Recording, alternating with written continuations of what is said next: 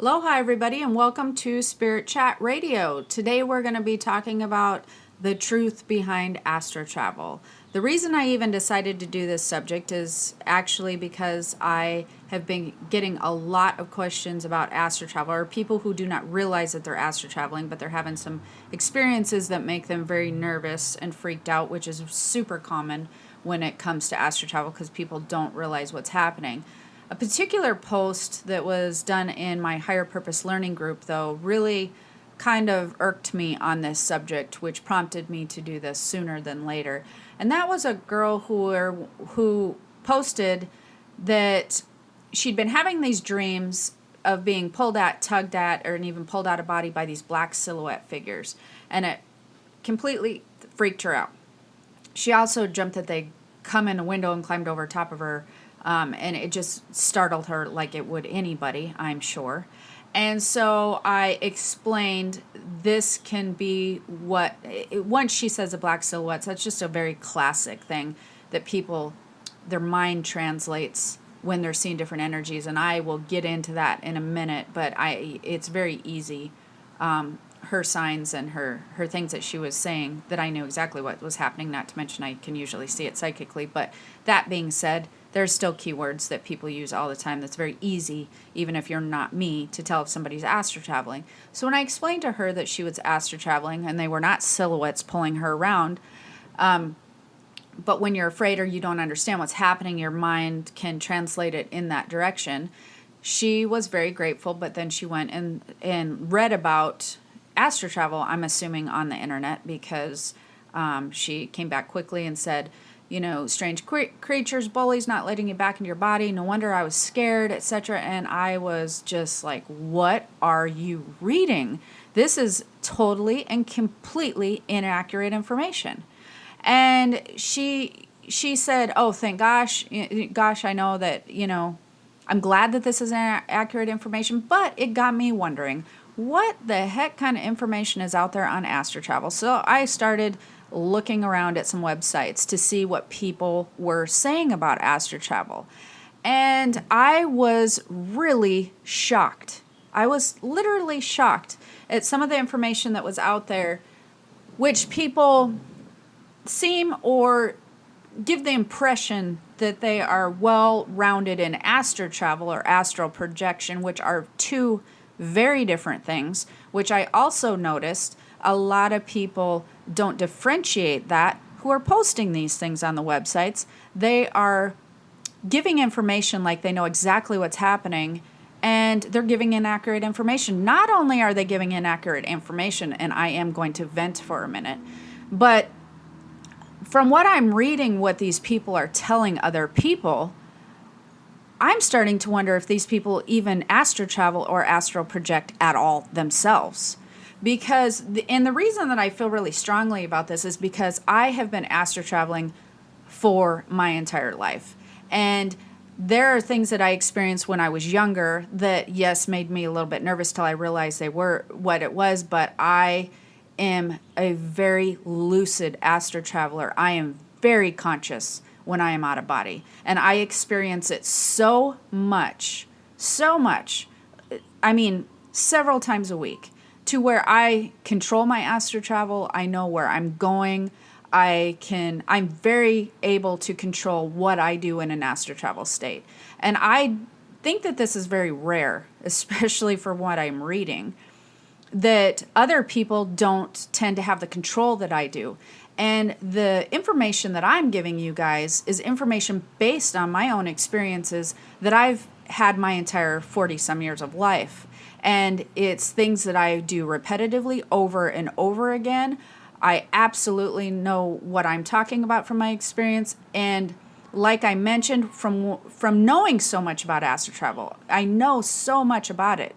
And I've practiced it so much, not even on purpose, that when I read these articles, I am really convinced a lot of these people are interested in astral travel, but they don't do it often, or they don't have the control that I do and don't understand it enough and have not done it to the extent that I've done it, or to the many times that I've done it, that they're giving very inaccurate information. And I really want to clear this up just because it's something that I do so often.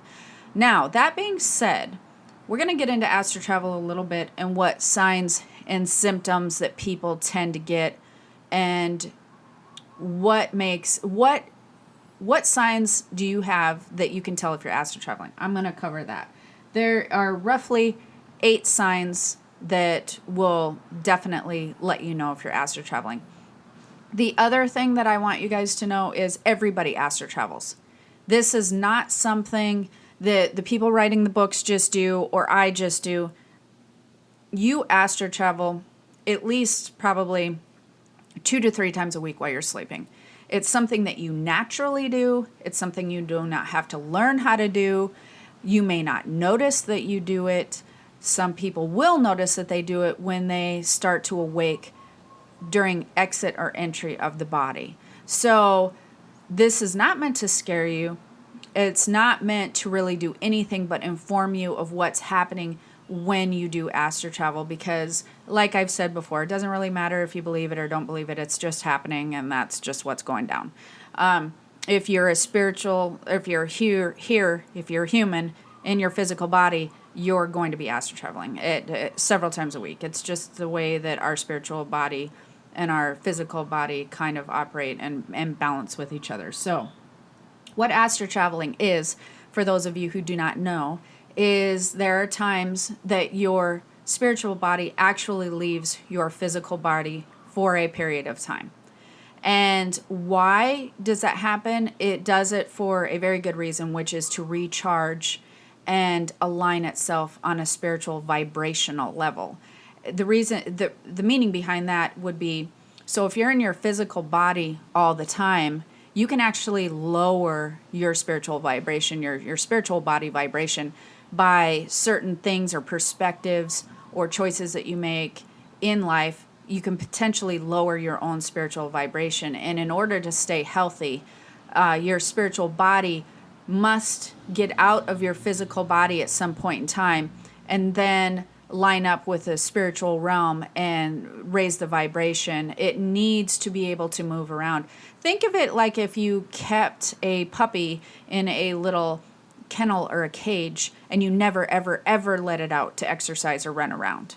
It's required for your spiritual body to stay healthy and stay connected. So yes, your spiritual body actually leaves your physical body for a certain period of time. Now, for those of you who are afraid that you will never find your body again, which is funny, but a very valid fear if you think about it, that's never going to happen. There is a cord.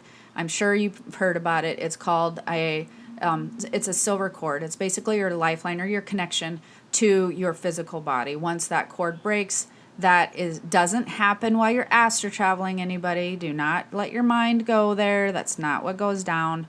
But when you pass, then the connection is broken. You move on and you release your physical body. But this is not something that happens during an astral travel state. There has to be something that happens to your physical body that makes your physical body inoperable in order for that cord to be released. It's not that you just go out and get lost or your cord gets tangled around a tree or like whatever, and then you just can't get back. Like it has to actually be something that happens to your physical body to release the cord.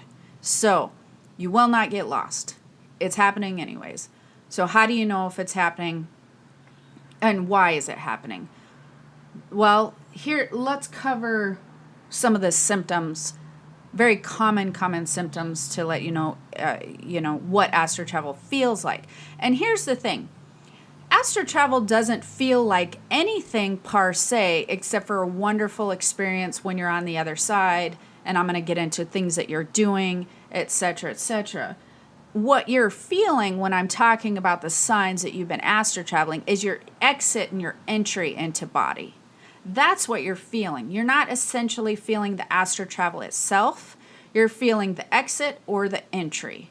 And when that happens and you awaken or become a little bit more conscious during an exit or an entry, you may very well experience some of these things. One of the most well-known things is sleep paralysis. And that can freak people out. I'm going to go through the list kind of like, I'm not going to spend a ton of time on each one. I'm just going to kind of go through the list. Bed shaking. Bed shaking is something that completely, like, they think that, oh my gosh, a spirit is shaking my bed. And it literally will feel like your bed shaking. But bed shaking is a sign. Feeling like somebody or something is on your chest or on top of you, or that they're kind of like you can't breathe. That type of feeling, like it's on pressure, or like some people say pressure in their head, but mostly it's on their chest, or they're feeling like that they can't breathe, like they're being strangled or something. That's a very common sign. Your body vibrating. Somebody had mentioned to me, like, sometimes my body feels like it's vibrating like a high pitched tuning fork. Yes, vibration is very common because your body, when you are in the spiritual realm, you're astral traveling, it vibrates at a very high. Tuning fork is a good analogy, but a very high level. And so if you get jolted back into your body, or you're pulled back into your body too quickly, then you may still, I explain this like, when your vibration is high, you basically usually wind it down a little bit before you get back into your body. Just pretend like you just ran on a treadmill just really hard for like, 10 minutes or 15 minutes. You ran as hard as you possibly could, and your heart rate's up and it's going and all of that. And then they say, just like, calm down now. Like, if you don't have a cooling off period, you have to have a period where you kind of lower your heart rate and you just relax and you get back down to that, the regular breathing state that you had before that you ran on the treadmill really hard. That's the same thing when you go out of body with your vibration. If you pop back in too soon, you may not have had that lowering of the vibration down to your physical body, so you'll feel the vibration. Dark silhouettes. This is super common. And basically, there is a time when you shift from the spiritual realm into the physical realm, and there is a dimension and an area in between there where there's a lot of energies, and they tend to be grays, black type energy, shadowish looking energies. And these are not people, they're not monsters, they're not anything of the sort, but it's energy moving. And when you come from the spiritual realm to the physical body, your mind, if you're lucid at all or you're startled, because that's what's happening when you exit and enter your body, and you're feeling any of the bed shaking, or someone's on your chest, or the vibration, or any of this that I've talked about so far. Usually something has startled you or caused you to try to awake in the physical realm when you are not back in your body yet. And so let's just say somebody slammed a door, or something happened to physically try to wake you up and, try to get your eyes to open and whatnot, and it startles you somehow. If you're out of body from your physical body and you're astral traveling at that point, it's going to take a minute for you to get back into your body, and you may go through all of these stages very quickly because you are abruptly awoken, if that's a word. You're abruptly waken up, and it may not be something you remember, but something will have jolted you to cause you to come back into your body before you were actually prepared to come back into your body. So if somebody tries to wake you, or loud noise, or whatever happens, like I said, that's why you're getting this rough exit and entry, which you're going to be experiencing these things. So when you come through this energetic portion and get back into your body, when you are kind of lucid, everybody has watched so many scary movies, and they're afraid of spirits, and so many things are happening that anybody immediately assumes that a darker type silhouette or movement is something bad or negative. And so their brain will translate it into, oh my God, something just really scary happened. And there was like some weird energy that went over here, some weird black silhouette that moved over there. And that is your brain trying to translate coming back into your body and seeing these energies, or this energy movement that can be around you at some point in time. Now, Just to be clear, are there some darker entities that are around you, like potentially when you're astral traveling? Yes, that can happen. But the chances of you actually seeing this is pretty much slim to none. You may think that you are and saying, oh, she's wrong, whatever. It doesn't matter to me. But the simple fact of you probably most likely wouldn't see the ones who were darker entities that may potentially be around your area anyways. And the reason for that is because when you're exiting and entering in an astral travel state, you are always have like an angel army with you. Like you have protection. You are always very protected when you are astral traveling. It doesn't have to be that you call them in. It doesn't have to be that you make some type of prayer or direction. It's your bodyguard, your crew that comes with you when you exit an entry. It's just something that is assigned to you, and it's something you didn't have to have anything to do with. It's there. So there will be a barrier between any negative thing that's going on during an astral travel state anyways. And most often, the chances of you seeing anything negative that would even maybe approach your realm is maybe 1 in 100. It's just not great because there's going to be that barrier of protection there for you. So some other things, again, sleep paralysis. That was one that we mentioned earlier, where you feel like you can't move your body, you're awake, etc. Like you can't move your arms. Loud humming or buzzing noises. Again, when you shift from the physical or spiritual realm to the physical realm, if you're still vibrating really high, when you get into your physical body, sometimes you hear a loud humming or a buzzing noise until your vibration adjusts itself to the physical realm. So you're going to hear potentially a loud humming or buzzing noise. You may or may not hear it. Sensation of being pulled to and or out of or into your body, like the sensation of being pulled, like by somebody or something, like somebody grabs your shirt, pulls you in, pulls you out, whatever. That's not anybody grabbing you. That's just the sensation that you get as you project out or project in. And so there are a lot of things that happen during your astral travel. We've kind of covered a lot of the signs of what's happening. These are super, super common. As far as the sleep paralysis goes, that's usually, again, when you're waking before you're completely back into body. I want to cover that a little bit more, I feel like. Because your spiritual body is what operates your physical body. It's what actually makes it move. And so that's why when people cross over and you go to a casket or, funeral or whatever, they're not moving, they're not able to move because your spiritual body is what operates the physical body. So when your spiritual body is outside of the physical body for a minute before it gets back in to allow movement, that's when you're experiencing the sleep paralysis. And so the other thing that I wanted to talk about before I talk about what you potentially are doing when you're astral traveling is that I used an analogy the other day when I was talking to somebody. If you want to try to explain this to somebody, it's kind of like if you're flying an airplane and you have somebody who's sort of inexperienced when you wake up. If you guys are experiencing any of these things, what happens is when you awake during an entry or an exit, it's kind of like people try to take control right away. So it'd be like you naturally flying in an airplane and naturally the airplane would land, but if you all of a sudden awake during this time and you try to take control of the airplane for fear of what's going on around you and you're sort of startled and you don't know really how to fly the airplane or land the airplane, you as a person, your mind tries to take over and you try to take control of the landing of the entry. And this will cause a very rough landing for you guys. It will just cause it to be very bumpy road, very kind of crazy, feel weird.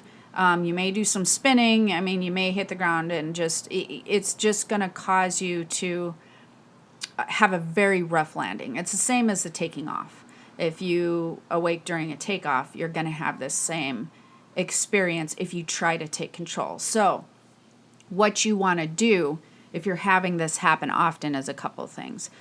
You can ask to have a a smooth exit and a smooth entry. You can ask God, your angels, your spirit guide, whoever, that if you astral travel that night, please help me to have an easy entry and an easy or an easy exit and an easy entry. That is one of the best things that you can ever do. And you can also ask even to not be, please allow me to not wake during an exit or an entry. Just allow it to happen. Because, and if you do tend to awake, don't try to take control. Don't panic. Don't try to take control of what's happening. Just relax and allow yourself to naturally land back in or naturally exit out. Like that's the problem that a lot of people have is they become very startled. They panic. They start justifying and reaching for things in their mind and making sense of what's going on. And you have a very rough landing and it feels weird and it doesn't feel good and whatnot. So that's something that you want to do is you want to talk to your angels or your guides or whoever you want to and ask maybe not to awake or to allow yourself to have a good exit and entry. It works really well if you communicate with whoever is escorting you around you to help make that transition smoother. So what happens during astral travel state? Lots of things. You go over into the spiritual realm. You can do, for me, I end up doing a lot of healing work. I meet with my counsel during that time. I get more knowledge or training in the spiritual realm. Like I do a lot of work. In fact, sometimes I feel like I get more rest when I'm awake than when I'm asleep. And like I mentioned to you guys before, I'm very aware of when I'm astral traveling. So to me, it feels very much like being in a waking state. And I have to tell you a story of things that I've done often. And it's really interesting because I had read something not very long ago that said, and if you dream you're flying, you're just flying, you're not astral traveling. And it was somebody who was talking about astral traveling. And I'm like, again, do these people do this at all? Like for real? Like really? Do you do this? Because I'm not really sure you're doing this. My grandma was ill and she was in the hospital. And I astral traveled out of my body. I remember when I became very conscious of it, I was actually above her hospital room, who was on the mainland. And I went down into the hospital room right beside her bed. I knew who was in the room. I knew what they were doing with her. I could tell you everything that happened because I also verified it with people, although I knew, because I basically didn't verify, like, were you doing this? But I called and said I was there. Oh, yeah, well, so-and-so was there. Yes, I know. I seen them. I knew what they were talking about. I could see it. It was just reality for me. When I was done visiting my grandma, I flew up out of the hospital. I went and I flew across the United States. And I know that for some people, this is probably like, are you kidding me? Or wow, that'd be really cool. But it is just my reality. I mean, I flew across it. I flew to Hawaii. I seen the islands. I seen my island. I came down. I seen the part of my where the city where my house is. I seen the roof of my house. Came through the ceiling. I seen my body. I came in. I woke up. It's just what happens. So yes, when you're flying, you are astral traveling, especially if you feel like you are flying without like an airplane or something, like your body's flying. I can navigate myself very well when I'm flying. I usually tend to wake up after, or not wake up, but become very lucid after I'm out of body. So there's another fun story. And I do this often. Like happens, like I said, weekly. I mean, it's constant for me. I'm just telling you some of my funnest memories that I have. One time I was in the middle of my field at a house that we own like 7 acres on. And the funny thing was, it was on the mainland. It was very, very cold, like 20 degrees out. And I thought, why am I not cold? Because I'm always cold. And I thought, this is very strange. And I looked around and I was floating about 3 feet off the ground. I'm like, oh, okay. Well, I'm astral traveling. Okay, makes total sense. And so I thought, well, and here's the thing with me. I have a habit, because I'm such a lucid astral traveler, I have a habit of waking up while I'm astral traveling all the time. And I don't like to be that conscious to the end of my astral travel state, because what happens is I wake up very groggy. So for those of you who wonder why sometimes you wake up really, really groggy, it's, for me, it happens when I'm way too lucid at the end of my astral traveling that I'm doing. And so I was like, oh no, sun's coming up, need to get back to the house. I don't want to be groggy. I know that I need to get back in body quickly so that I can spend some time in my body for like an hour or so before I get up. And the way that you fly, navigate, move when you astral travel is all via thought. That's how you move. Like, you just decide to go towards a house and you will move towards a house. That's how things work in the spiritual realm. That's why you can also, in the spiritual realm, lots of people communicate telepathically. That's why when you're talking with spirits in the physical realm, they're putting blocks of thought into your mind, because that's how they do it in the spiritual realm mostly. They communicate with you telepathically. It's like you're having a conversation without your mouth moving. It just is how you communicate. Spirits love to communicate with you that way. And so that's why most people won't hear spirits audibly. And not to mention, there's a very strange tone that they get when their voice comes from the one dimension to another dimension. It has a really crispy tone to it, so it's hard on the audible ear. But spirits are used to communicating telepathically, and so I find it interesting that everybody just wants to hear them audibly, but that's what we do here on Earth, so it makes sense. Anyways, so I decided, I went back to the house. I went through the door because I knew I didn't need to open it. And now, this is a funny thing. I know I've told this story before, but I crack myself up when I think about it. My dogs, my 2 German Shepherds, used to always see spirits in the garage, always. They would bark at the corner, they would bark at that, and I knew they could see me. And so I decided to kind of scare them for fun, which I think is weird. And I love my puppies, but I take advantage of what you're doing. And so I flew through the door and I went right up to one of my female German Shepherd, and I said her name, and she lifted up her head and looked at me, and she didn't do anything. She didn't bark, she didn't nothing. And then I was like, well, she knows who I am, so she's not going to bark at me. And then she just looked at me like, what are you doing? And so it was so funny when I realized she knew me in spirit form, she knew me in physical form. I was the same me to her. And that's how it is with animals. You are the same you to your animals. And so I kind of laughed about that. Went in, found my body, went back in, and woke up right away. So these are some of my fun experiences about astral traveling. But I do it often. I mean, I've gone into the ocean to very deep levels for certain things that I was doing, specific things.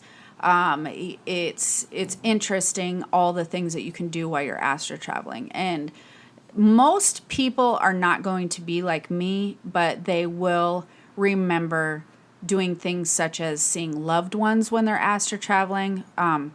When you have loved one visits, when you're on the other side or you're having conversations, you're astral traveling at that point. When you feel like you're in the spiritual realm somewhere in like a library or like this just beautiful place that you know and you recognize to your soul, but you've never, you don't recognize in the physical realm, you're astral traveling on the other side. You're seeing things, you're being adventurous. You may have done something that I've done where somebody's sick and you may be by their bedside, or you may be just visiting a relative in another place, or a friend or somebody who you care about. And it could be daytime, could be nighttime. I used to astral travel so much when I would nap when I was younger that I just stopped napping because it just felt exhausting. By the time that I got up, I was just like, you know what, this was not relaxing whatsoever. And because I would go around my house the whole time, it was the most craziest thing. If I would be napping and my husband would be there or my kids would be doing stuff, I would be always up and walking around my house and trying to talk to them, and then they wouldn't talk back. And then I'd realize I was over there on the couch still and I could see myself. I used to do that so much. Oh my gosh, it would be frustrating. So I thought, why am I even napping? There's no point. I'm still walking around trying to converse with everybody. So no nap time for me. I kind of cut that out. That would just, because it just drove me nuts. And so you will do a lot of travel to the spiritual realm. You will do a lot of visits with loved ones. You will meet with your counsels. You will meet with your guides. You will do some adventure type stuff where you're seeing other dimensions, where you're seeing other parts of the world that is now. You will potentially visit people on this earth plane somewhere else. So there's lots of stuff that you do when you astral travel, but that is a time that your body will feel free, your spiritual body. That is a time where you will recharge, where you will learn, where your vibration will raise. You need to be recharged like a battery needs to be recharged. You expend and you drain a lot of energy, and you don't know how to monitor it during the day many times. And it's not something you're aware of or paying attention to. So your spiritual body has to have a safeguard built in. That's how we were made. That's what we were instilled with. God, or whoever you want to decide, made us. They made us with a plan to make sure that we spiritually recharge ourselves, and that we stay spiritually aligned, whether we choose to or not, at least 3 times a week. It's just a safeguard, and it's amazing and wonderful, but it can be very scary when you don't know what's happening. And so the other thing that I want to clarify right before I go is astral projection. That is a little bit different than astral travel. That is when usually people sit down in a meditative state. They try to be very conscious and lucid when they project themselves out of body, and they do so in a very forceful manner. That's not something that I do. I don't feel the need to do it because I do it way too much anyways. Like, I'm so lucid anyways that I guess I'm not really sure why people would want to astral project. And that's kind of interesting to me. I'm not really sure what they're trying to do. I think people like to feel like they're kind of harnessing their abilities somehow, and controlling it. And that's not helpful necessarily. I don't feel like in the spiritual realm, you don't want to harness and control your spiritual body. That's a physical body thing. That's a mental thing. That's a left brain thing. To when you're working with your spiritual body, your spiritual senses, your psychic senses, and that part of yourself, you don't control that. That's not the way things work. You need to. You relax, you allow. You allow because things naturally happen for you. Things naturally work the way that they're supposed to. There's no control. You don't need to control it. The need for control is not there. So I feel like the want for people to astral project is really harnessing something inside themselves where they feel like that they want to control something magical and wonderful. And it's funny because all those people are doing it anyways. They're just, again, reading all the stuff. They're just not aware of it. Even the people who claim to be experts at it are obviously and clearly not aware of what they're doing. They're clearly not very lucid astral travelers. And so I just wanted to clear that up for you guys. And if you are interested in astral projection, that's fine and wonderful. But I feel like you would get there faster if you practice more of being aware of when you're astral traveling weekly anyways. And that's just what allowing yourself, when you awake, start remembering and journaling and trying to figure out, where were you? What were you doing there? Were you in another place? Because most likely the answer is going to be yes, you were in another place. And so then you're going to realize, oh, I traveled there. You're not traveling places in your mind.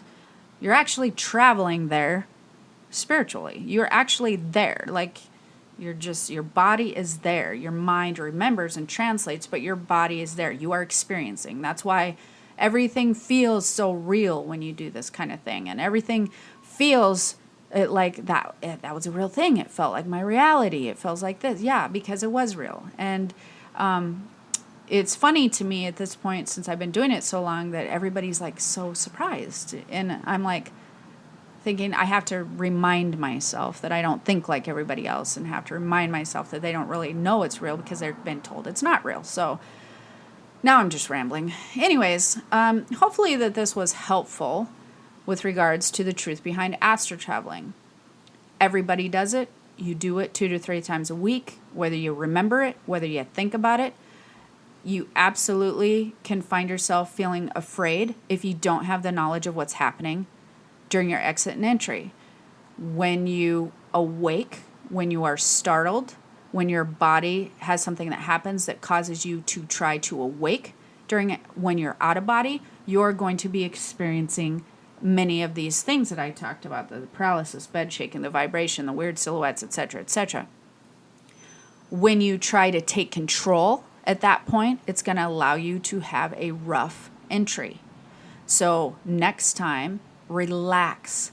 Realize that's what you're doing. The more that knowledge that you gain, and the more that you realize that it is not harmful, it is not scary, if there are negative entities out there, and this is kind of an advanced topic, but I have experienced negative entities, and I have had run-ins with them, very much so I have. But the chances of other people experiencing it in the way that I do, because my vibration is so high and because I do so much teaching, there's kind of a target on me for that sort of thing. The chances of other people experiencing the way I do is really kind of slim. But you have a lot of protection. You need to understand that the protection is in place, that we weren't built this way to just go off and potentially be bullied or be tossed around by other entities. That's not the way this works. So that's like a physical mind thing that people would think up here on Earth. That's not the way the spiritual realm works. That's not the way our safeguards are put in place. It's very different than that. So try to just be aware if you exit or entry like this, and try to allow the control to be left to your natural ability to enter, because you already been doing it your entire life. You've been doing it. So try not to let your mind freak you out and take control. And then also talk to your guides, talk to your angels, talk to God, whoever, and ask to have a quick exit and entry. And once you start being less afraid of it, you're gonna realize that you're gonna have a lot more control of what you do when you're astral traveling. Like, you're gonna feel more lucid. The more that you just relax into the knowledge of what's happening, the more that you're gonna allow yourself to be like, oh, then I went here and I went there. And the more you're gonna start remembering, and the more you're gonna start to be able to move somewhere by your thoughts. It's really exciting. So hopefully this was helpful. If you would like more information on anything, you can go to my keystospiritworld.com. That's where you can find information on the Higher Purpose Learning group and the Facebook group. And the other thing is, this is the last few days of my psychic ability class, and then it's going to be closed for enrollment till December.